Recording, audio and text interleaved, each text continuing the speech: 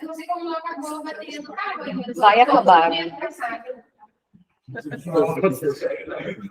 Eu também não sei, mas daí eu imaginei já que fábrica compondo, né?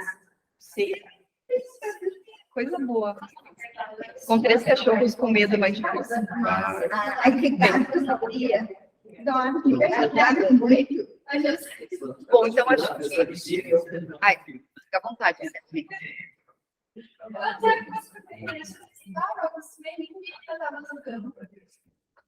Vamos lá, então? Pode ser?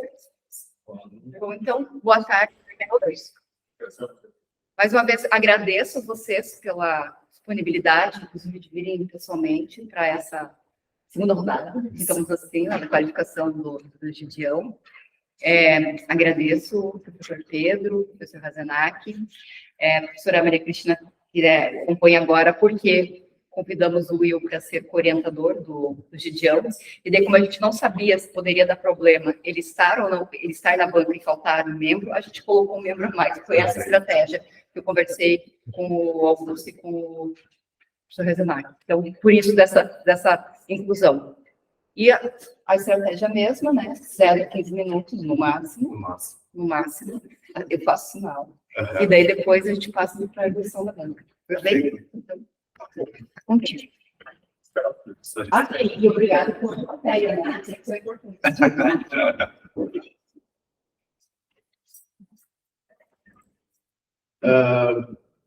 Gostaria de desejar uma boa tarde a todos. Faço as palavras da professora Kelly as minhas, apresento todos os professores aqui presentes.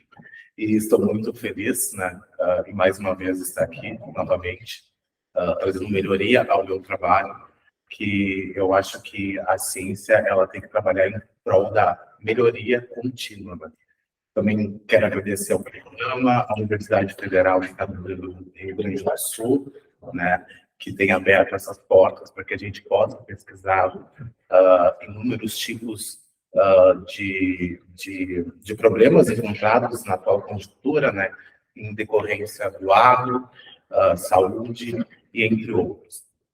E eu me sinto muito feliz por fazer parte, né, desse mundo acadêmico, que tem como objetivo do meu trabalho encontrar impasses e tentar resolver juntamente com colaboradores e produtores rurais.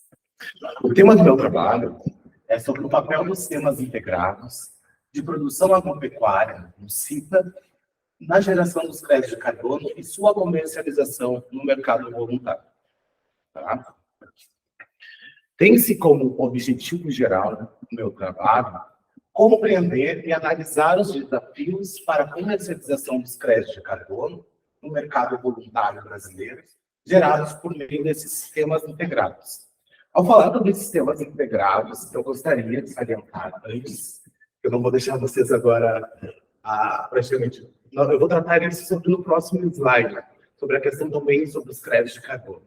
Também especifica-se o meu trabalho compreendendo sistemas integrados, como é que é feita a forma, né, do sinergismo dos sistemas integrados, compreender como se dá o processo de geração dos créditos de carbono dentro desses sistemas e compreender como se organiza a comercialização dos créditos de carbono no mercado voluntário brasileiro. E também tem como primazia ver quais são os principais desafios que se apresentam na comercialização dos créditos de carbono dentro dos sistemas integrados.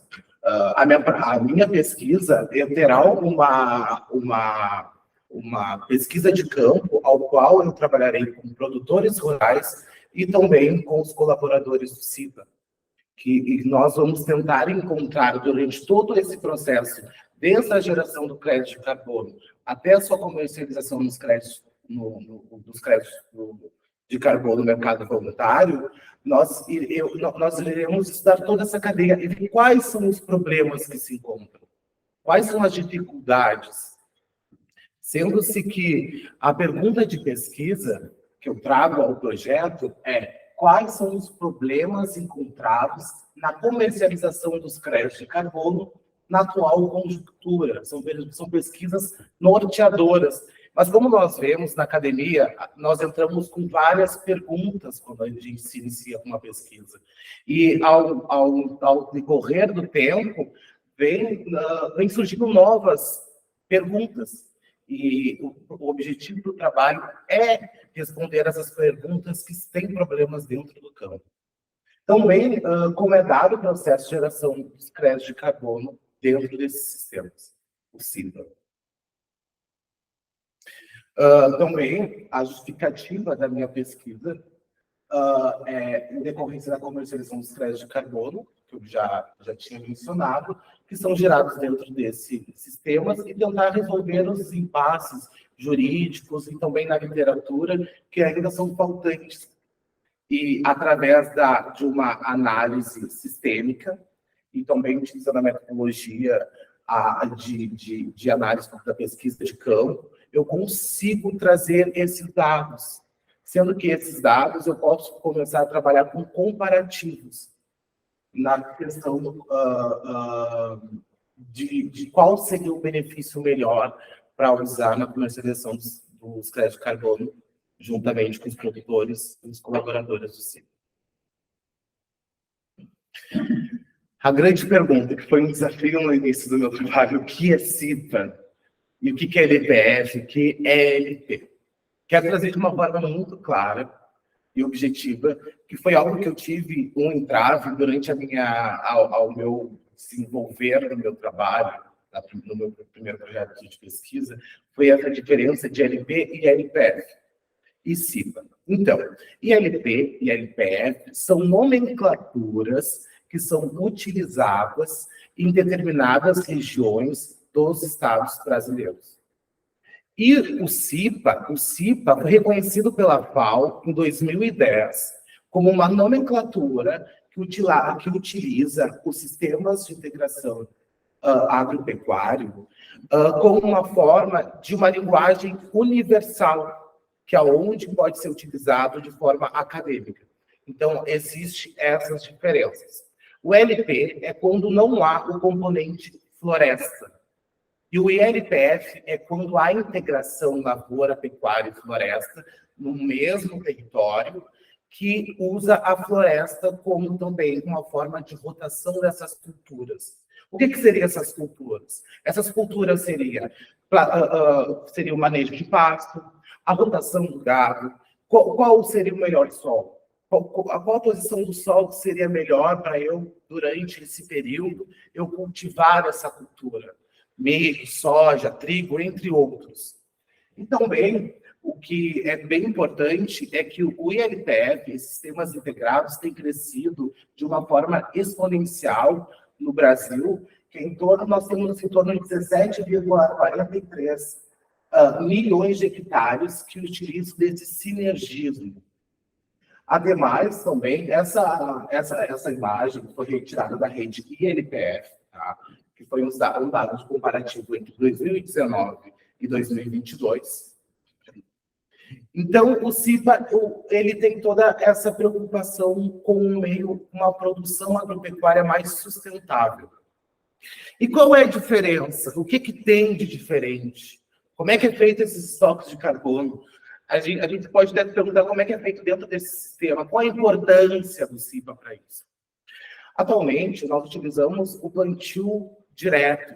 E existe no Brasil dois tipos de plantio. O plantio convencional, que é quando há um revolvimento total da terra, sendo que após esse revolvimento tu vai ter que utilizar tipos de pesticidas.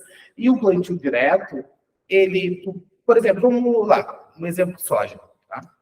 A soja, eu vou colhendo a soja com a máquina automaticamente já vai largando a palha e o grão vai para o caminhão, que vai até um silo, ou até o seu destinatário final, né? E ela já faz ela tampa toda a terra, sendo qual a importância disso? O plantio direto, embaixo da terra, tem os micro-organismos. E nós preservamos esse micro-organismo, que é esse sistema plantio direto utilizado dentro do CIPA, Esse micro-organismo, ele consegue também aumentar um maior número de estoques de carbono através do plantio direto, e também há uma diminuição de uso de pesticidas, como, por exemplo, a erva daninha, porque, na realidade, quando há o abafamento da terra, as outras pragas que ficam em volta das plantas, elas são automaticamente abafadas e elas não conseguem se desenvolver. Então, também falando sobre os créditos de carbono, sobre as legislações e também o impacto, né, que isso tem reverberado. Houve em 1997 o protocolo de Kyoto, né, que já estava correndo na mídia ali, as geleiras, o aquecimento global, e isso impacta muito na agricultura brasileira, porque na realidade, às vezes a gente tem uma troca de tempo que às vezes famílias perdem uma plantação inteira, o seu sustento inteiro. Então, esse crédito de carbono, o problema, né, desses grandes problemas com geleiras e aquecimento global, foi feito o protocolo de Kyoto, com o qual o Brasil foi um dos que também assinaram o protocolo. Mas, pontualmente, também, depois teve outros acordos que foram assinados. Teve o Acordo de Paris, em 2015, que o Brasil também foi adotante. E em 2021, houve três alterações do projeto de lei 528, projeto ao qual ele destina-se à comercialização dos créditos de carbono de uma forma mais eficiente, mas ainda esse projeto de lei ele está de uma forma muito lenta a sua tramitação. A toque de caixa, que eu me surpreendi, em 2022 teve o decreto 11.035, né, que ele vem ao entorno da comercialização dos créditos de carbono. Até o professor Pedro tinha comentado na banca anterior sobre a questão da CBIO, né? Sobre a questão dos biocombustíveis. Ao analisar, ele não vem ao encontro do trabalho, porque a CBIO em si ela é com decorrência dos biocombustíveis. E aqui nós estamos tratando mais a área do campo, e os biocombustíveis, daí tem toda aquela questão que é emitido na nota fiscal, daí uma redução de tributação. Daí eu achei que não ia casar muito bem, mas foi muito boa a contribuição, que até eu agradeço muito.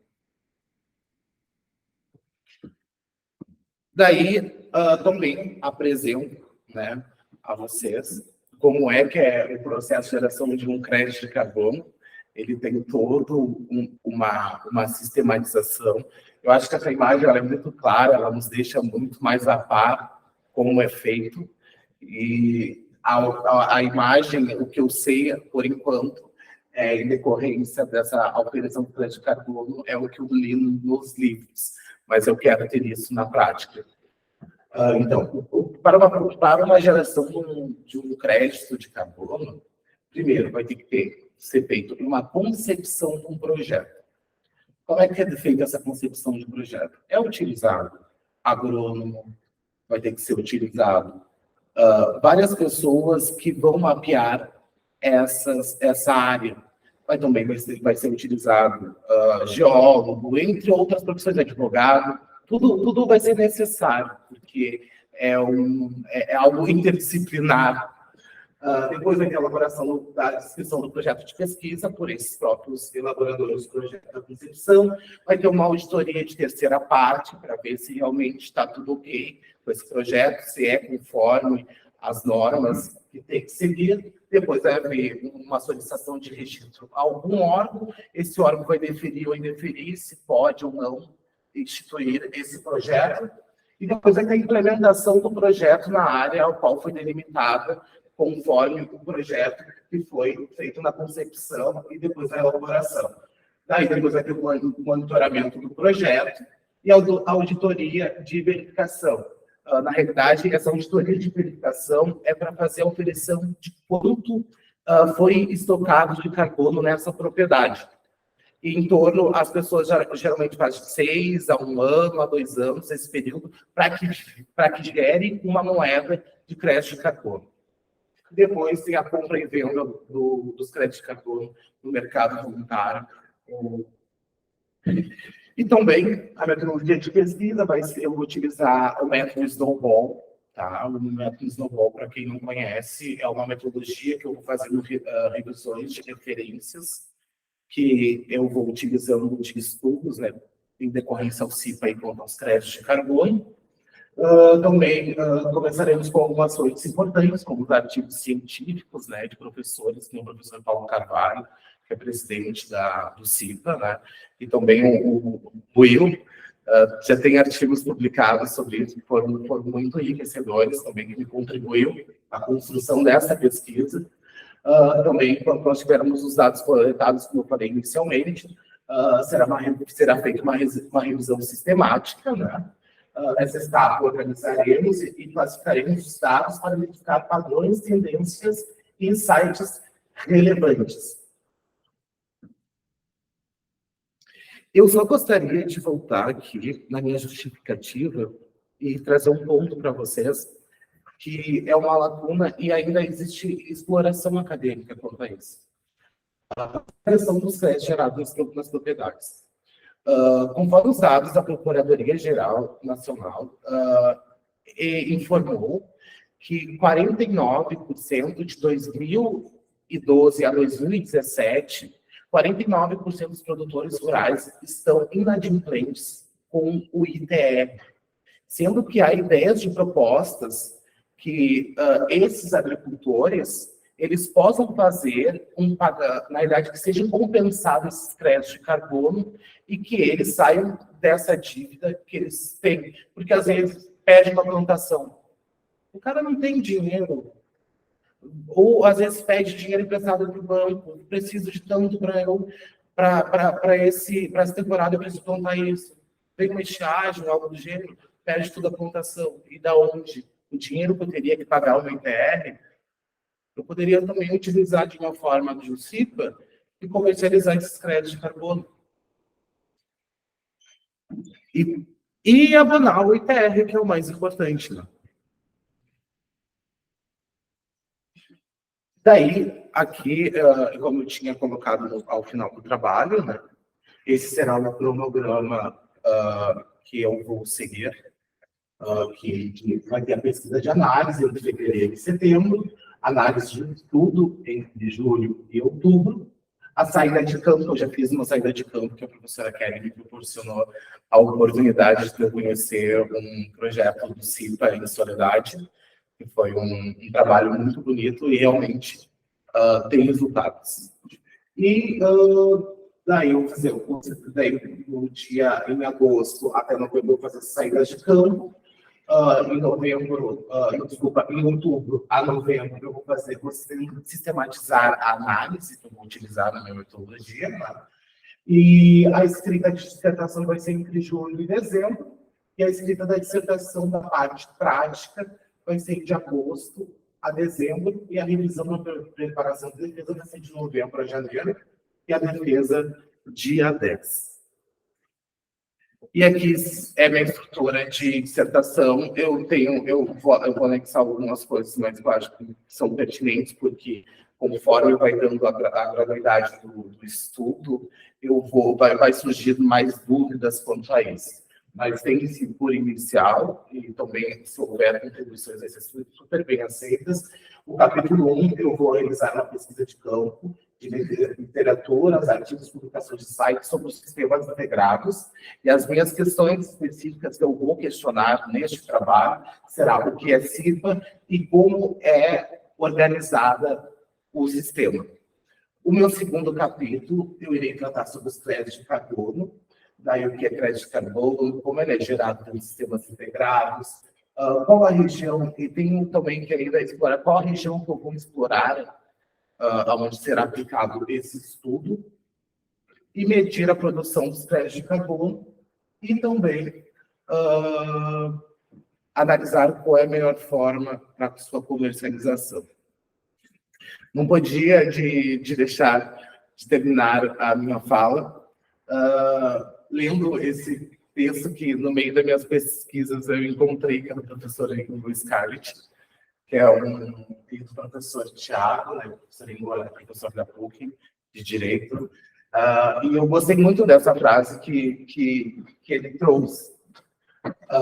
Nós podemos ter a esperança de que estamos situados em um ponto de viragem na história da humanidade.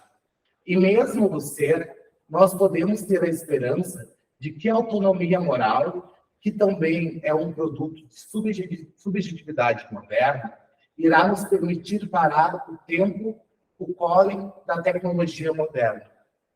Nós podemos ter a esperança de que o esforço coletivo de todas as pessoas de boa vontade será capaz de preparar um mundo em que a liberdade do indivíduo não será apenas conciliada com os direitos da comunidade, mas também com a natureza, que não mais será pensada e percebida como mera res extensa.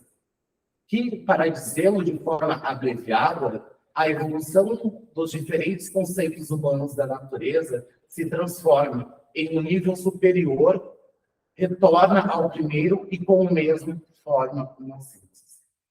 Muito obrigado. Obrigada, Gidião. Só um pouquinho, tudo bem.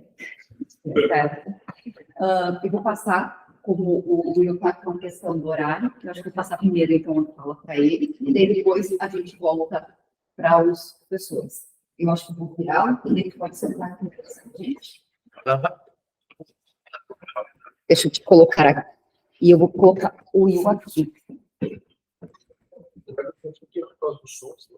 Pode ser isso. Talvez não veja todo mundo, mas... Bom, Will. Tudo bem? Tudo bom, pessoal? Consigo ver, sim. Tá?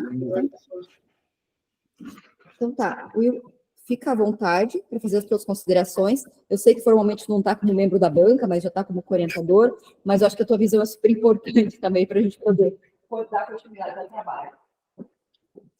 Eu vou ser breve na discussão, né? Vou deixar mais para a banca fazer os comentários.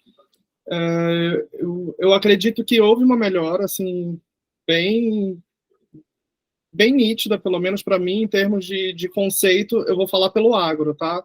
Em termos de conceituação do que é o entendimento entre CIPA e os conceitos de LP e LPF. Tem apenas um ponto, né, que ficou sensível.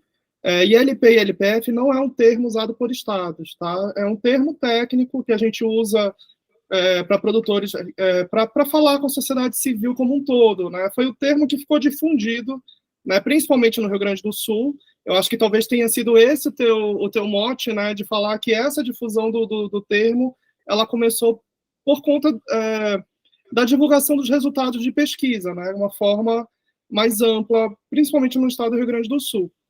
Então, acredito só para ter esse cuidado, né? E que a LP e a LPF são formas de arranjos de sistemas integrados, né? Então, o sistema integrado ele é o grande guarda-chuva, né? Um termo científico. Então, existem vários arranjos dentro desses sistemas, né? Um deles é o ILP, o ILPF, pode ter diferentes desenhos, né? Com rotações entre culturas, rotações entre pastagens. Então, o desenho ele é infinito, né? Mas importante... Oi, pode falar. Não, CIPA é um guarda-chuva, né? Isso, é o guarda-chuva técnico, né? Existe esse termo da FAO, que ele foi muito feliz quando ele comentou que esse termo foi divulgado em 2010, né? Para unificar todas as pesquisas ao redor do mundo, né? Para a gente trazer sempre para esse guarda-chuva de resultados, porque cada um fazia uma nomenclatura diferente, né? Então, esse termo ele foi unificado em 2010, e os arranjos, os desenhos, eles são infinitos, porque as possibilidades de uso dos recursos, elas são infinitas, né? Os desenhos dos sistemas produtivos e os rearranjos desses sistemas, eles são infinitos. Mas o objetivo principal do CIPA, dos sistemas integrados, é melhorar os ciclos biogeoquímicos, né? Melhorar o ciclo, principalmente do carbono e do nitrogênio, né? A gente sabe que o animal ele tem um papel importantíssimo da gente colocar o nitrogênio para o nosso tecido, né? Porque as plantas absorvem o nitrogênio através do processo de nitrificação e desnitrificação. Os animais, os herbívoros, eles comem essas plantas e a gente consegue trazer aminoácidos essenciais para o nosso organismo, né? Então, existe um papel importantíssimo, né, do ciclo de carbono e nitrogênio dentro desse ambiente. Então, assim, para mim, eu fiquei muito feliz com a apresentação do Gideão. Eu acho que ele conseguiu atender, pelo menos, as expectativas que eu tinha, né, que ele precisava entender qual que era o conhecimento. Ele falou um pouco da questão do plantio direto. Os CIPAs, eles têm que ser manejados sobre uma condução conservacionista do solo, então tem que ter o sistema PD, sistema plantio direto, né, para a gente conseguir manter esses estoques de carbonos armazenados e mineralizados ao longo do tempo. E isso é essencial quando a gente entra dentro de um projeto de carbono, né? Então, para mim, eu fiquei satisfeito em relação a isso. Eu acredito que agora o alinhamento com o resto do time é a questão da hipótese, né? Ele vai apoiar, né, no entendimento de todo esse arcabouço legal dentro dos CIPAs, em como essa problemática ela surge, né, da comercialização. Existem arranjos diferenciados também, principalmente com a questão do arrendamento dessas propriedades, né, entre lavoureiros e pecuaristas. Então, isso tudo a gente tem que tentar trazer para o chão agora, né? Então, tentar trazer para o trabalho como que a gente vai atacar, quais são os principais pontos que a gente vai tentar solucionar na tua dissertação. Então, acredito que da parte do agro, que a parte que eu entendo melhor, eu acredito que o Gideão ele foi satisfatório na defesa dele. Eu não sei se eu já deveria dar uma avaliação, né? Mas talvez por eu ter que sair daqui a pouco, então eu já deixo o meu conceito aqui, tá bom? Will, que sim, daí depois a gente já sabe da tua percepção sobre isso. Então tá. Agradeço, e eu sei que depois a gente vai ter um trabalho, talvez seria bom que a gente fizesse ele em conjunto, com reuniões conjuntas, para a gente poder, né, organizar. Sim, com certeza, com certeza. Eu fico aqui como ouvinte, tá? Não vou sair ainda. Tá bem, muito obrigada. Considerando a lógica da banca, da manutenção da banca, eu vou primeiro ouvir a banca e depois a nova da banca, pode ser? Então, começamos pelo Pedro, pode ser, professor? Então, tá bem. Obrigado de novo, Kelly, professora Kelly, é um prazer me conhecer o campo da língua. Olha, assim, ó, sempre há a expectativa de que novos professores possam vir para cá, claro. Eu vou contar, gente, uma coisa que aconteceu com a minha família, tá? A minha família é produtora rural e eles receberam a visita de um representante da BASF que pediu pura e simplesmente para fazer medições na lavoura para ver a apreensão de crédito, para ver a apreensão de carbono sem nenhum interesse comercial, por enquanto. Uhum. Então, a gente vê que tem já interesses das multinacionais nesse tipo. A minha família usa plantio direto já há uns 30 anos. Tem, obviamente, a utilização de defensivos agrícolas, então aquele, né, que não é tão simples assim, com a questão do Roundup, enfim, né, do glifosato e tudo mais, mas de qualquer forma, certamente se trata de um tema atual e necessário, porque a gente já vê essa necessidade, digamos, de verificação da apreensão de carbono. Tá? Então, certamente, a minha família ainda não decidiu por não fazer com a BASF, mas é algo que, com o tempo, vai ser feito mais cedo ou mais tarde. Tá? Obviamente, eu não vou me manifestar sobre as questões técnicas de CIPA, mas eu vou dizer que, do ponto de vista jurídico, talvez seja interessante, Gigiane, tu esclarecer algumas dúvidas que podem surgir com essa questão da integração lavoura-floresta, com floresta, sem floresta, tá? Sobre como funcionaria isso, do ponto de vista jurídico, se eu tenho o mesmo proprietário, que é o proprietário da floresta, da lavoura e da pecuária, se eu vou ter um contrato entre eles, porque no projeto original havia essa diferenciação. Agora isso saiu fora, que eu acho que talvez seja interessante, não constar. Simplificar, né? São temas muito diversos aí, então, e como a gente conversou da outra vez, a própria natureza jurídica do arrendamento parceria é uma questão ainda não resolvida do ponto de vista jurídico. Tem, né, como eu disse, inclusive, operações da Polícia Federal para ver a questão de fraude, simulação. Então, tem o arrendamento, mas tem o contrato de parceria, o Estatuto da Terra permite pagamento fixo, enfim. Então, eu acho que a retirada foi boa, mas ainda mantém, talvez, algumas questões jurídicas que precisam ser esclarecidas. Por exemplo, mesmo o proprietário ainda tem CIPA, né? Vejam, aqui fala o absoluto ignorante na CIPA, tá? Se o mesmo proprietário faz isso, é CIPA ou simplesmente ele está usando a terra dele de uma forma que ele acha melhor? Né? Então, ele tem floresta, lavoura e pecuária. Ele tem obrigações para ser considerado CIPA, ILP, LPF ou... Existe uma certificação? Isso, alguma coisa assim, né? Will, existe uma certificação para quem faz CIPA ou ele pode fazer isso? Não existe certificação para ser CIPA ou não ser CIPA, né? O que existem são premissas, né? Principalmente que o animal ele tem que passar em algum momento por essa área ou de lavoura ou de floresta, para acontecer esse sinergismo entre a produção vegetal e a produção animal.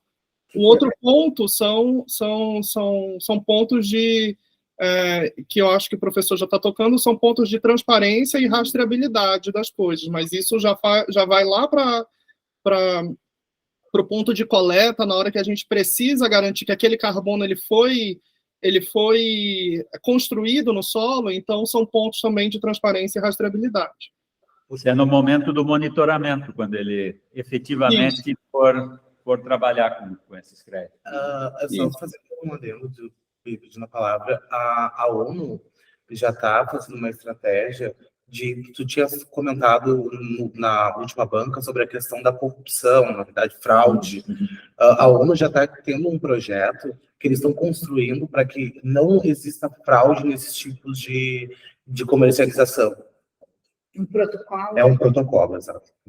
Então, assim, eu acho que talvez isso seja interessante não entrar na questão de arrendamento e parceria, mas verificar se existe qualquer tipo de diferença, né, que vai ter que ser estabelecido obrigações contratuais se o animal é de né, veja, a minha família faz isso, no inverno, agora não porque o trigo está com um valor maravilhoso, mas quando o trigo não valia nada, a família botava gado enfim, o ruim era o pisoteio, mas agora o pisoteio é menor, enfim, bota menos densidade bovina, e aí tu mantém ainda o soja na cultura de verão, tá? Mas era tudo, enfim, né, o gado não era de vocês, vinha de terceiro. O gado era de terceiro, tinha uma parcela, algumas áreas do gado era de terceiro, então tem que ver, enfim, e talvez isso seja interessante, só esclarecer, não precisa aprofundar muito, mas esclarecer como é que funcionaria, né, essa integração, se é feito pelo mesmo proprietário ou se é feito por terceiros. Resgata um pouquinho até da lógica original, que era o objetivo, Exato. Que era descobrir, tipo assim,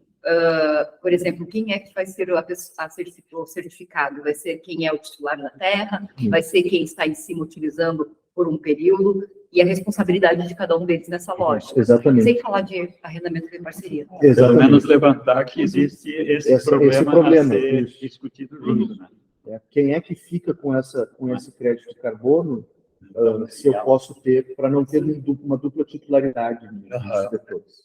Né? Que acho que é um dos desafios que, na prática, né, Will, vocês têm verificado, que é a questão de quem vai solicitar isso, o crédito, e como isso vai ser apurado, né? O que a gente tem visto nos modelos, né, de negócio, das empresas que já estão funcionando na comercialização de crédito, é que isso tudo é feito em contrato, né, inclusive entre o arrendador e o arrendatário. Né, então, vai na mesa de negócio, né, de como que esse benefício vai ser dividido entre todo mundo, entre todas as partes. Então, são contratos, né, entre os diferentes interessados. É isso que tem sido realizado na prática, hoje em dia. O que eu percebi, estrutura contratual e obrigações entre as partes. Talvez seja interessante mencionar, né, se é possível haver uma estrutura fixa, né, direcionada, quero fazer CIPA, que vai ter crédito de carbono, então eu tenho que fazer X, Y, Z, as cláusulas tais, né? Tá? Se eu posso ter exploração por multinacionais, então, também, que vão simplesmente comprar isso para estocar esses créditos, para depois fazer dividendo, tá? Daí o comentário da base. Tá? Deu uma importância bastante grande para o decreto 11075, tá? Ele é muito importante, mas, é claro, a gente lê ele é quase que um estabelecimento de metas. Né? Exatamente. Então, o que eu tomaria cuidado é assim, dizer, não, o Brasil já regulou, veja, a gente vai ler ele, é tudo no futuro. É tudo no Poderão, estabelecerão, reduzirá. Exatamente. Tá? Então, talvez seja importante, digamos, tomar cuidado com frases muito assim, incisivas, muito determinativas, né? Dizendo, o Brasil regulou o mercado de carbono. Veja, o Brasil estabeleceu, por meio de um decreto, que ainda não é lei, né, um sistema que deverá ser regulado, deverá ser feito. Tá? Então, nós temos dois tipos, né? Obrigações internacionais, que a gente já se vinculou, ainda que o nosso antigo presidente quisesse denunciar o Acordo de Paris, não o fez. Tá? Então, agora, em tese, a gente não vai ter mais essa denúncia. Tá? E a gente tem um decreto que tenta fazer metas e tudo mais, mas a gente ainda tem só vários projetos de lei, como você muito bem mencionou no trabalho. Né? Então, eu acho que isso talvez pudesse ser assim, melhor compreendido no trabalho. Né? A gente ainda não tem um arcabouço, como a gente gosta de dizer, né?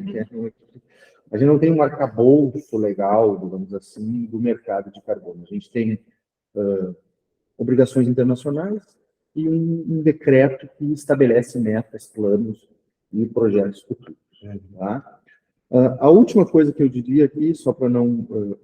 assim, que eu trabalho tem algumas cópias da internet. Tá? Então, assim, isso é uma coisa a ser cuidada. E eu vou te dizer como é que eu percebi.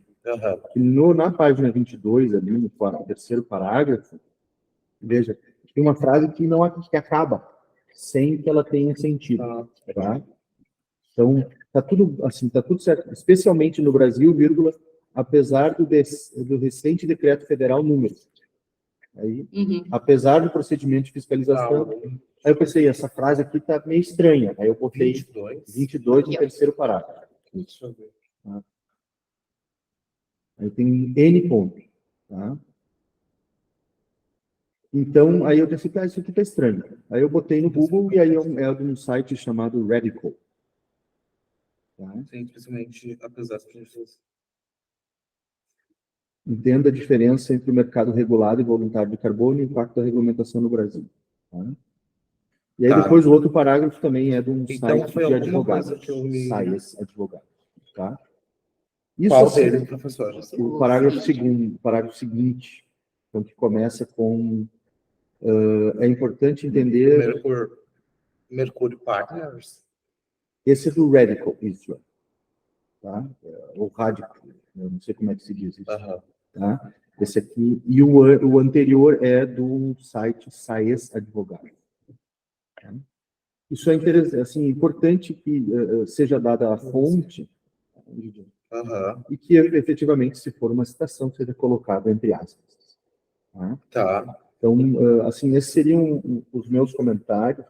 Eu acho que... Eu vou... Isso, não, assim, a gente sabe, veja, uma coisa que todo mundo passou por elaboração de trabalho acadêmico. A gente sabe que essas coisas são difíceis, elas têm um custo pessoal, psicológico, gigantesco. A gente entende isso. Mas a gente está numa das melhores universidades da América Latina e aqui tem uma faculdade que tem 100 e tantos anos. Tem, né, a barra é alta, poderia ter feito em outro lugar. Se fazermos melhores, aí a barra que te colocam é alta. Tá? Então, assim, eu cuidaria muito com isso, Gideon, tá? Porque isso é um problema. Pode, eventualmente, na banca, final, ser um problema grave. Eu passei, professor, antes até comentei com a professora Kelly, eu utilizei o plágio antes de enviar o trabalho para ela, tá? Tranquilo. Só para deixar claro que realmente eu vi que tinha algumas coisas que configuravam plágio, eu comentei com a professora, tem algumas coisas que tem plágio, mas não era isso. Então, na realidade, o que tinha algumas referências bibliográficas Sim, eu utilizei de artigos, como eu utilizo da metodologia Snowball, né? Bem É só tranquilo. para te deixar aclarado. Não é uma questão de, tipo, nesse sentido de utilizar, você precisa utilizar a bibliografia. Sim. Então, o que o professor Pedro quer dizer que não é possível copiar. Se Isso. você copia integralmente o que está, você tem que colocar entre aspas. Isso. É Aham. isso, e esses aqui... Mas eu vou dizendo, verificar. dá uma Isso. verificada, Aham. porque eles Tá, foram copiados integralmente. Então, é importante ter cuidado sobre esse aspecto. Tá. Tá? E identificar a fonte. Isso. Exatamente. Exatamente. Então, era isso. Né? Muito obrigado, professor. Muito obrigada, Pedro. Professor. Gideão, eu também concordo com o Will, né? Melhorou o projeto, né? Ficou um pouco mais claro, embora sim, eu ainda tenha curiosidade em alguma coisa adicional, né?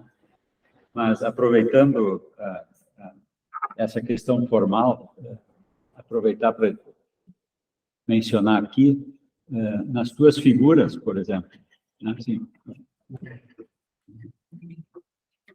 me chamou mais atenção lá naquele gráfico do Brasil entre os 10 maiores emissores. Sim, da Climate Watch. Mas, começando na figura 1, nenhuma das figuras tem um enunciado. Ela tem uma fonte, mas tu não dizes o que ela é.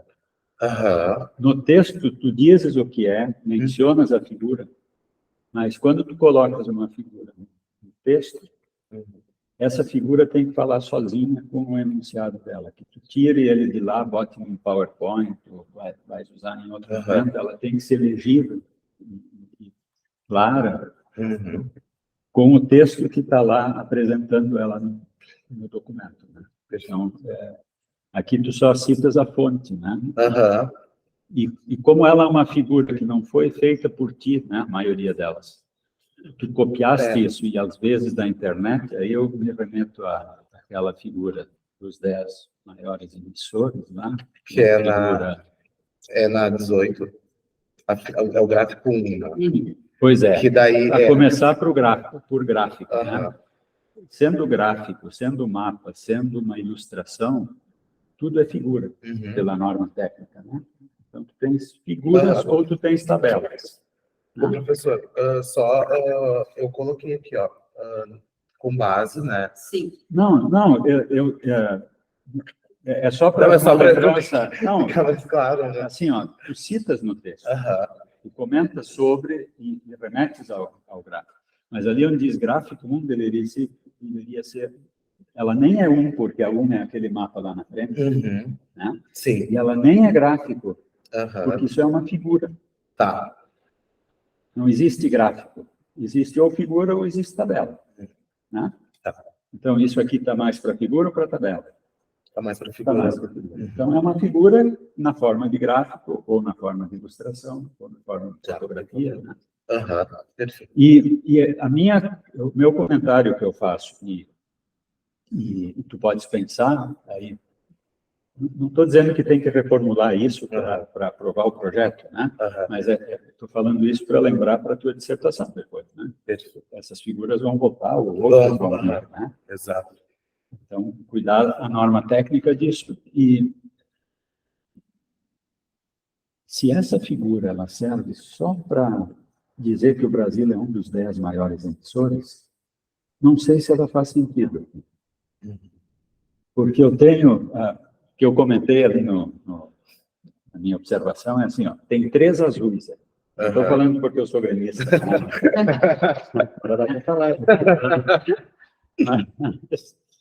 Mas que diferença faz o azul, né? Então, se tu não vais interpretar esse gráfico com outra coisa, além de dizer que uma dessas linhas é o Brasil, sim, não faz sentido ter o gráfico. Né? Pode pensar assim que, bom, porque está confuso, né? Agora com o comentário. E aí, nós conversamos muito sobre essa figura. Porque nós íamos sabe o que é o... Que daí daria o gráfico, quantos por cento do Brasil polui com várias questões de indústria. Seria pior ainda. Porque aí tu estarias botando uma coisa além do É do trabalho. Né? Se isso aqui já é muito, se ainda vai decompor isso nos vários componentes das emissões, o sentido Não, é menor ainda, é. né? Fica mais longe ainda do que é o objetivo de colocar Uhum. essa figura nesse local aqui, né? Tá. Estou dizendo, um outro local pode fazer sentido, mas a figura, ela, assim, ó, tu que és do direito, né? É muito mais simples tu escrever isso na forma de texto para ti, do que botar uma figura e ter que explicar a figura. Sim. Né? Porque teu treinamento é transformar tudo em texto. É. Toda a história, transformar Toda a história vira texto, né? Exato. Então, para isso, bastaria tu dizer, olha, ele é um dos 10, segundo fulano de tal. Uhum. Né? Mas aqui, se tu queres usar essa figura, tu tens que usar ela melhor. Tá. E o problema de copiar da internet para trazer para um PDF, como tu fizeste aqui, é que quando tu está no Climate Watch, consultando isso, tu mexe o mouse para cima da linha, ele te diz quem é e quanto ele está emitindo. Sim, que tu não tens aqui. Então, Tá. aí eu posso ter vários azuis, vários vermelhos, vários amarelos. Porque eu queria trazer só o comparativo, mas isso da ideia foi muito boa, professor, porque claro. realmente eu tenho que descrever mais sobre isso. E não vai fazer nexo com o trabalho. É. Qual é a interferência da China, da Arábia Saudita, dos Estados Unidos? Exatamente. Eu Nenhuma. estou falando genericamente dessa figura. Posso só, em relação a esse tema de se vai trazer alguma coisa para o trabalho, eu acho que talvez, primeiro, você usar per capita, né, não usar esse volume absoluto de emissões, e o outro ponto, só referencia, e o outro ponto é você colocar que o Brasil, dentro desses 10 países, é o país que tem a matriz energética mais limpa de todos eles. Então, tudo que está relacionado a solo, ao uso do solo, para o Brasil, o que você faz, o impacto ele é gigante, né, porque representa cerca de 90%. Então, é importante você trazer isso, essa informação, que o Brasil, se você comparar com os outros aqui, com os outros 10, é o que mais usa energia limpa, hidrelétrica, energia boa, no caso. Né? Isso é uma chave importante, Will, né? Que os outros todos têm a emissão vinda de um processamento de combustível não renovável, né? Enquanto que o nosso é perfeitamente passível de diminuição muito mais simples do que os processos dos outros países. E todos os outros estão aqui. Exato. Enfim, mas é assim, pensa quando tu vai botar uma figura, porque dá muito trabalho para fazer a figura. Copiar é fácil, mas se tu tens que fazer ela, muitas vezes tu entras numa base de dados, por exemplo, nas estatísticas da FAO, tu podes montar o teu gráfico. Não precisa mexer ele lá para o PowerPoint e tal, tu entras no site, escolhe o que tu queres, no IBGE também. E tu montas, então tu poderias fazer diferente aqui, né? Mas essa é uma facilidade que, ao de lá, nem sempre é possível. Então, pensar bem, porque se tu bota uma figura, ela te dá trabalho para tu desenhar ela e para depois tu citar. Então, é mais fácil tu fazer isso no próprio texto. Né? Perfeito. Já não tem... Bom, isso de formalidade, né? De pensar assim na ABNT para fazer uma revisãozinha disso. Tá. Com relação ao conteúdo agora do projeto, eu ainda fiquei com uma dúvida que eu tinha na tua primeira apresentação, que é assim, existe uma questão do carbono que é da nação, né? É entre nações, né? Que são créditos de carbono, que é um fundo, né? Que os países assinam entre si. Então, uma coisa é um país negociar com outro, e outra coisa são negociações entre empresas, ou entre empresas, que é o comércio em si, né? Isso não está claro. Como é dada essa conversa? Não, de explicar isso, porque existe, por exemplo, eu sei que o governo brasileiro, através do Ministério de Ciência, Tecnologia e Inovação, ele produz um mapa a cada não sei quantos anos, faz uma avaliação do uso da terra, demonstra que ele reduziu o desmatamento, ou que ele, enfim, dá uma fórmula de cálculo, e isso dá direito a receber de países que têm excesso de emissões, e dá um prêmio, digamos assim, para aquilo que o Brasil conseguiu reduzir do que eram as emissões numa data anterior. Né? Isso é um dinheiro que vem para o governo brasileiro. Então, tudo a Amazônia, em parte, é um dinheiro desse tipo. E outra coisa, eu, como brasileiro, sou proprietário de uma terra e faço lá um arranjo CIPA e, com isso, eu consigo justificar créditos vendo isso. Então, o Brasil está vendendo 2 vezes isso? Como, por exemplo... Porque eu, como parte do sistema agrícola nacional, eu sou um produtor que sigo todas as regras de boas práticas, sou monitorado, consigo comprovar que eu tive reduzir, que eu estoquei carbono, eu recebo dinheiro, né? Mas eu sou parte do território brasileiro. Então, se o Brasil recebe dinheiro enquanto governo, eu estaria recebendo dobrado, porque além do Brasil, eu estou recebendo e negociando por fora com uma empresa. Então, eu acho que, assim como o CIPA deveria, assim como tu esclareceste CIPA e LPF e LP, deverias deixar claro que existe um carbono, que é uma negociação entre países, e que existe um carbono que aí é negociado de outra forma. Eu não sei se é o crédito, que é como é que é o voluntário ali? Mercado voluntário. Mercado voluntário. Se isso Porque o mercado ignorância, voluntário ele é muito mais barato, né, para implementação para os produtores rurais. Não, pois é, mas o que é o mercado voluntário não está claro. Perfeito.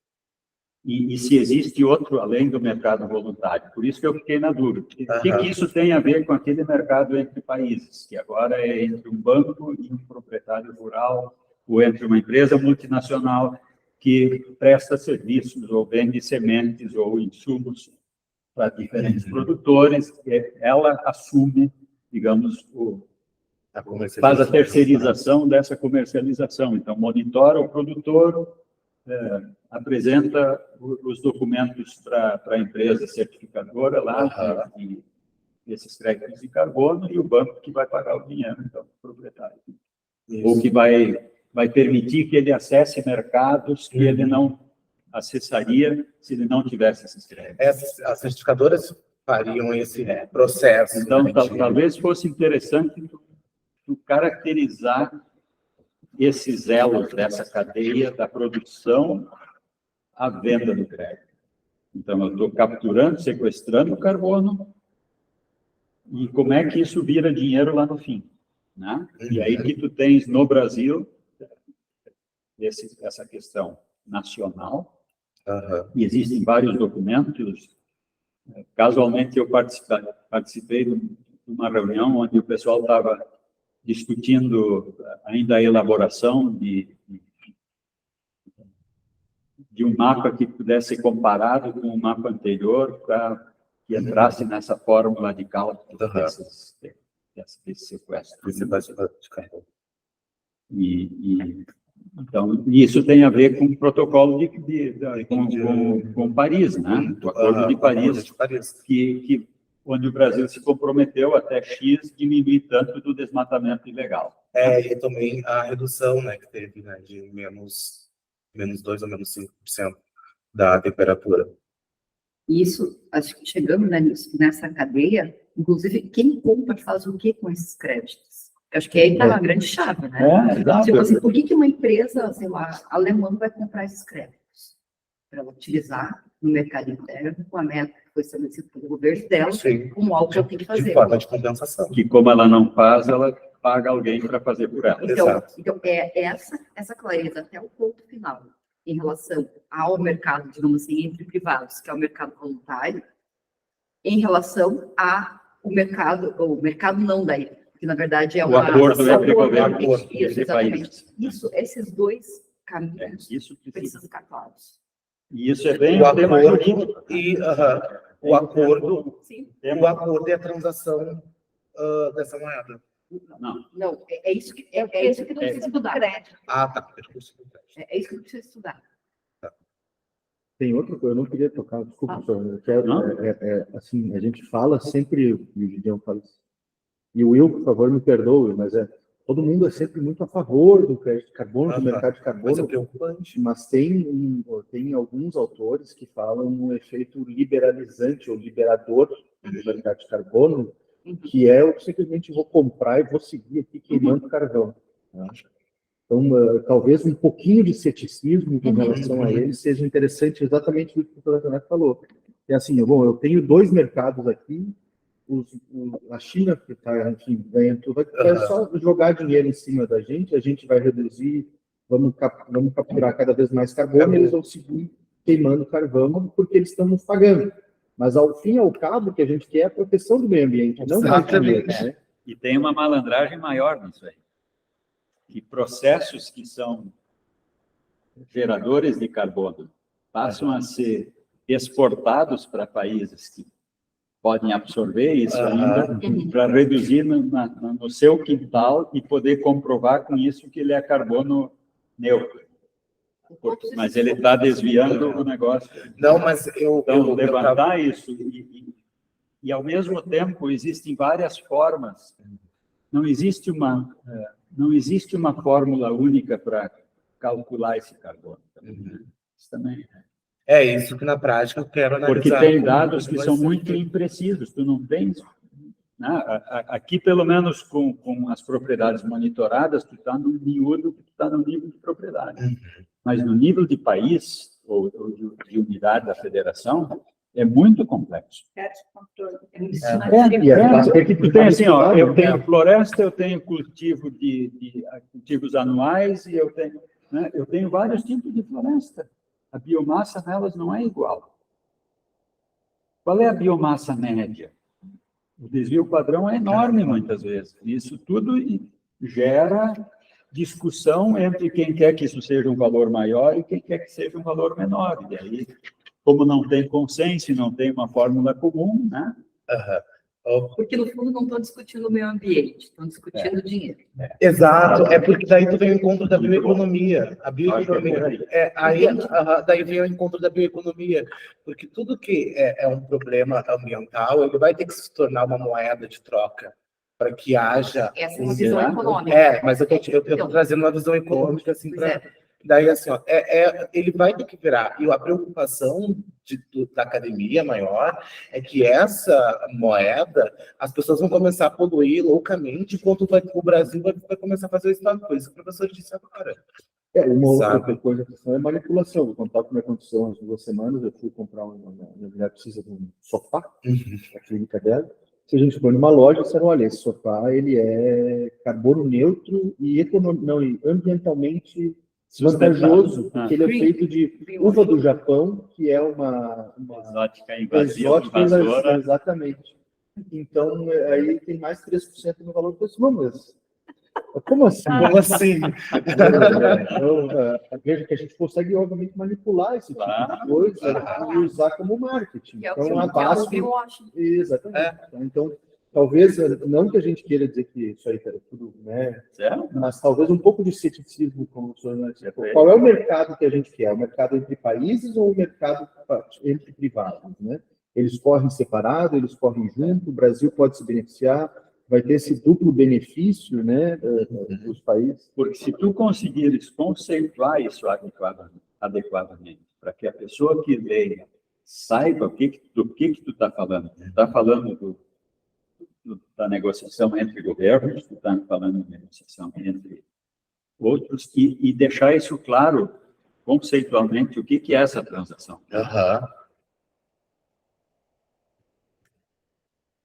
Porque é isso que falta para a gente, né? Alguém larga lá um nome, assim como esses ILPF, ILP, o outro cria um outro nome, então cita. Pelo menos eu sei que está num guarda-chuva que tem a ver com uma rotação de culturas no mesmo lugar, que envolve animais, né? Isso. Cada um faz o seu arranjo, mas eu sei que num nível de generalização eu estou dentro do mesmo arcabouço. Tá? Exatamente. A mesma ideia e tal. Então, o mesmo eu gostaria de ver para o carbono, no teu trabalho. Porque se isso está claro, quem vai ler já vai ter uma noção automática dessa Se ligação. conecta, né? Exato. Entende, deixa muito mais claro até todo o processo e a finalidade da moeda. Para mim, só essa conceituação, para mim, já seria um baita trabalho, sabe? Perfeito. É uma tese, né? É isso. Muito obrigado, professor. Muito obrigada, professor. Eu passo para a professora Maria Cristina. Eu quero agradecer a professora Kelly pela oportunidade de conhecer melhor o programa, né? Porque o projeto de dissertação sempre é um pedacinho do programa que se espraia para além do programa. Eu vou agradecer os professores que me antecederam, o professor orientador. Hoje eu estou assistindo uma aula, a leitura do trabalho do Gideão já foi essa oportunidade. E enquanto eu ouvia os professores que me antecederam, eu pensei, será que não estão exigindo demais? Será que não estão querendo uma tese de doutorado? Eu fiquei com calor. Eu me esqueci do meu leque. Aqui a gente é anti-greenwashing, ele tem que vir firme. Pedro, tu me alcança um copo d'água, na falta do leque, eu vou precisar de um gole d'água. Assim, primeiro dizer que eu aprendi muito, e eu fui para a internet, como se eu fosse uma ignorante no tema, que realmente eu sou. E daí eu vi que esse é um mercado muito pujante. Então, estão vendendo curso de como comercializar, o passo a passo, day by day. Dá para ser na pequena empresa, tem contador, tem advogado, tem agrônomo, tem de tudo. Eu tomei uma overdose de internet antes de ir para a literatura escrita e comecei a me familiarizar mais pela temática. Os professores que não me conhecem, eu sou professora do departamento aqui, junto com a professora Kelly, no Direito, Departamento de Direito Econômico do Trabalho. Então, eu ministro 2 disciplinas, Direito Tributário e Direito Financeiro. E eu vou focar sobre isso, mas 13 anos da minha vida eu fui professora de Direito das Obrigações. E aqui foram muito tratadas as questões dos contratos, né? E quando a gente lê um trabalho, a gente cria uma expectativa. E ao criar essa expectativa, a gente quer ver algumas coisas que nós teríamos escrito caso nós fôssemos o candidato. Então, por isso, Gideão, tu vai ter que fazer uma mágica, porque cada um tem uma expectativa diferente. E faz parte. É isso. Faz parte porque a gente pensa conforme o nosso umbigo, tá? Então, conforme a bagagem anterior. Eu estou quase na virada dos 60 anos, então eu tenho muita bagagem, boa e ruim, nessa trajetória. Então, olha só, o que eu me preocupei? Se a gente olha as propriedades rurais, a gente verifica que o maior número delas são de pequenas propriedades. E, às vezes, quem está nessas propriedades já é idoso. E os filhos e os netos já foram para a cidade. E o número de população que tem é pequeno. O que eu estou me encaminhando a dizer? Que a gente tem que pensar no direito sucessório.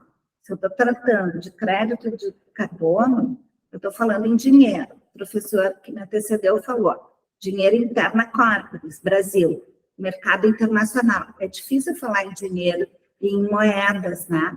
Então, aqui, eu estava pensando numa moeda para fazer frente ao euro e ao dólar.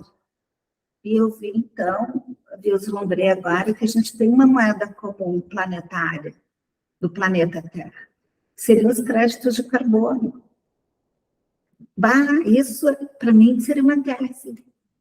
Não é dólar, não é euro, não é moeda chinesa, não é moeda russa, são créditos de carbono.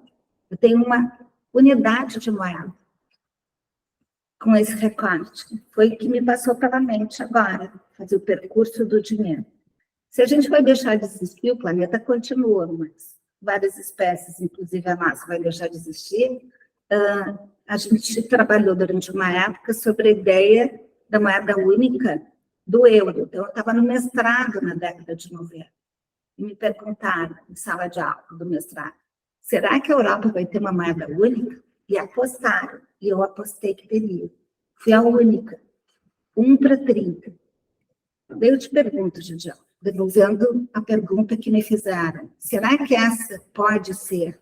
E não foi a pergunta que eu planejei fazer, foi a que eu colhi aqui da experiência da banca. Será que os créditos de carbono podem se desenhar com a possibilidade de uma moeda planetária, já que a gente está na mesma aeronave e rumo ao abismo se não mudar as questões ambientais? Essa é uma questão. Tu não precisa acertar, porque a gente só vai ver o acerto dessa pergunta daqui a 30 anos. Né? Nós não, mas... Não, eu espero. que você esteja lá. Vamos dar aqui 60. Mas quando a professora Cláudia Lima Marques, que hoje é diretora lá da Faculdade de Direito, perguntou isso, ela apostou que não ia ter, e eu apostei que sim. Porque eu sou filha de um italiano que tinha 18 anos na Segunda Guerra Mundial. E as minhas primas não queriam ter filhos porque não queriam fazer soldados para a guerra. E daí eu te pergunto, hoje as pessoas conseguem pensar numa segunda e terceira geração? Os créditos de carbono seriam essa oportunidade? Eu comecei a falar sobre o direito sucessório. A gente pode falar no microcosmo do direito sucessório. Eu arrolo isso como patrimônio, porque se é um processo tão lento e encadeado, que eu preciso de tanta gente para montar a estratégia, efetivar, verificar se de fato eu gerei créditos. Quanto tempo isso demora? Qual é o lapso desse percurso? Não só o percurso do dinheiro, porque quando eu falo no percurso do crédito, eu já estou com tudo pronto, mas essa escadinha para chegar lá, eu vou ter que, não só nos contratos de parceria, de cooperativa, eu vou ter que, para estabelecer quem é que vai receber, se eu tenho um pequeno produtor, isso é uma questão. Esse crédito de carbono, nessa reforma tributária, eu sei que não deu para ler, nem que a professora pediu né? Nem os deputados conseguiram. Não, eu procurei ali e não consegui achar que só tinha o projeto. Não, o relator do Senado não recebeu a cópia. Não, eu procurei na internet. E continua com o mesmo que o professor Pedro diz. O que o professor Pedro diz? É tudo será programado, lei complementar, tudo lei complementar, quer dizer, e o imposto sobre grandes fortunas está na Constituição de 88 até hoje, dormindo em berço esplêndido. Então, o Brasil tem essa técnica de lei para inglês ver. Eu vou fazer, mas não digo quando. Tá? Então, eu acho que isso é importante, porque, às vezes, essa ingenuidade, eu também tive, sabe, Gigião? Lembro que eu estava num congresso internacional, eu disse que o Brasil, consumidor, não sei o quê. Daí uma professora canadense me perguntou assim, tá, quantos institutos de pesquisa independentes tem no Brasil? Eu, como assim? Que instituto? Daí eu fui tirar da cartola as respostas do que a gente tinha. A gente não tem. Quem que vai medir esses créditos de carbono? Se lá na década de 90 não tinha uma estrutura de proteção ao consumidor, tem uma estrutura pronta aqui. Não, hoje a gente tem para várias coisas, né? Esses observatórios, o Observatório do Clima, por exemplo, faz medição de estimativa de carbono, é independente. É independente. Assim como tem observatório da... Meteorologia. Não, da... Observatório lá da Segurança Pública, né? É independente, é independente. É independente. Ah, então tá bom. Não são os que ficam batendo boca com o governo, mostrando, ó, isso aqui tem que ser direitos humanos, é outro observatório de direitos humanos, né? Tá, então tá bom. Então eu acho que poderia dizer isso. quem são os órgãos independentes que podem controlar se de fato... Porque aqui a resposta para a primeira pergunta que eu não estava do professor Pedro, sobre a corrupção. Quem é que controla a corrupção? Os institutos independentes que podem medir. Né? E quais são eles? Bom, uma outra pergunta, assim, ou ponderação, sei lá, fica a critério dos orientadores, né? Esse crédito é um ativo intangível? É um ativo tributável? Se paga tributo sobre ele? Não se paga tributo sobre ele, porque se ele é dinheiro internacional e interno, dinheiro é que o tributo é renda, patrimônio e consumo. Onde ele vai se inserir nesse sistema de direito tributário? Eu tenho que dar um nome para isso. Que nome eu vou dar? Se eu disser que é intangível, ele não vai ser tributado. Se eu disser que ele é tangível, ele vai ser tributado. O que eu quero com isso, com essa pergunta? Uma posição, né? Qual posição que o programa tem, que essa dissertação tem, ou mesmo não estando definido, quando coisas não estão definidas, e um trabalho escrito diz que é assim, por isso, isso e aquilo, ele forma opinião. E é isso que a gente quer numa academia. Não só fazer uma resenha do que já foi dito, mas formar uma opinião em relação a determinada questão. Eu acredito que essa, professora Kelly, é a maior contribuição que eu possa dar ao trabalho. Eu li com atenção, eu imprimi, mas como estava escuro na minha casa, eu não achei. Eu desenhei, eu pintei. Daí depois fornecer para o Gideon, para ele poder, se tiver observação. Claro, e para ti também, porque eu fiz isso, então logo eu recebi, porque eu sou uma papeleira que sabe disso. Eu sou uma antiga papeleira, né? E eu gosto de ter tudo apontado, mas eu acredito que essas são as melhores ponderações que eu podia fazer para o trabalho. Agradeço de novo. Agradeço. Tem algumas observações para fazer em relação às perguntas? Sim, quanto ao crédito de carbono, pode-se entender como ativo financeiro, né? Só que vai incidir a tributação do imposto de renda de pessoa jurídica, e também pode ser incidido outros tributos, né? Como IOF, PIS, né? ISS também. Tem já, né? Tem as criptomoedas de carbono. Sim, exatamente. Tem uma que se Claro, chama, inclusive, tucano. Então, que a cada 1 tonelada de carbono capturado, tu ganha um token dele. Já tem essas. Não, mas foi por isso que eu perguntei, porque na internet tem divergência. Né? Tem o pessoal de São Paulo dizendo que são ativos intangíveis. Intangíveis, que daí não tem tributação. O pessoal que participa dos encontros internacionais, e são como quase embaixadores, representantes de uma ideia. Só que eu vi que também... Tem muito interesse que isso seja intangível para que não haja tributação sobre isso. Exatamente. Tem Então, outra visão que seria a ideia de uma prestação de serviço ecossistêmico. Mas daí será que isso diria ISS? ISS. ISS. e agora a gente tem São 5 dúvidas tributos sobre... que deixam de existir e 2 que criam, né? Em Em tese, Em algum dia. se der certo, se for aprovado.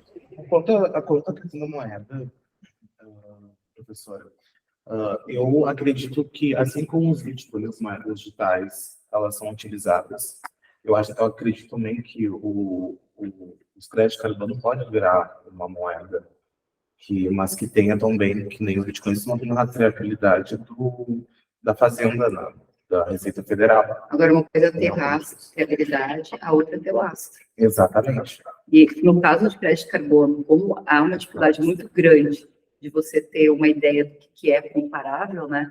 Claro, a gente tem agora nas propriedades que o pessoal da Aliança Civil está trabalhando, tentando fazer uma mensuração, né, do que é essa captura. Mas como é que eu tenho uma questão que seria, por exemplo, nível global? Exatamente. Acho que essa questão do lastro é o grande desafio. A propositura, daí seria uma questão de propositura para essas grandes organizações de mitigação de gases de efeito. Eu tô. Mas muito legais as Vocês Eu que também aprendi. ajudaram. Vocês é que ajudaram. Bom, a gente seria rico nessa moeda internacional. Trocar o dólar por carbono, o Brasil estaria bem, né? Sim, muito bom, né? A gente pode defender essa ideia. Mas, enfim, acho que agora, então, a gente faz aquela parte em que nós expulsamos vocês da sala. Tá. Aí a gente vai te perguntar seguramente. Depois eu vou entender uma pessoa nesse frio sem ler. Mas Eu também não entendo. Professor, sabe? Na velocidade, assim, foi mais fácil de passar. Tem água aqui, professora.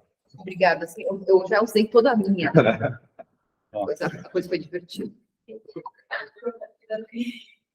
Mas esse tipo de comentário